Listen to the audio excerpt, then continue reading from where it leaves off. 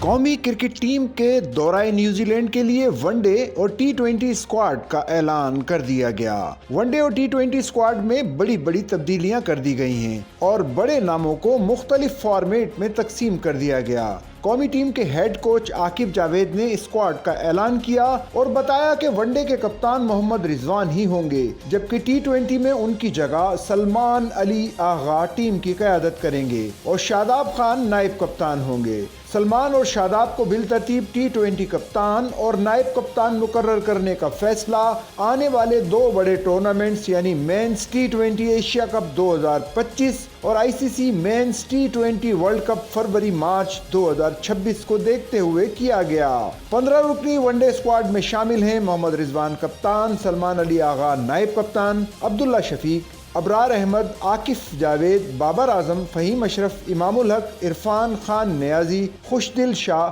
محمد علی، محمد وسیم، نسیم شاہ، سفیان مقیم اور طیب طاہر۔ اوپنر فخر زمان اور سائم ایوب کو طبی مشورے پر دونوں فارمیٹ کے لیے زیر غور نہیں لایا گیا۔ 16 رکنی T20 اسکواڈ میں سلمان علی آغا کپتان، شاداب خان نائب کپتان، عباس آفریدی، عبدالصمد، ابرار احمد، حارث رؤوف، حسن نواز، عرفان خان نیازی، جہادات خان، خوشدل شاہ، محمد علی، محمد حارث، عمیر بن یوسف، شاہین شاہ آفریدی، سفیان مقیم اور عثمان خان شامل ہیں۔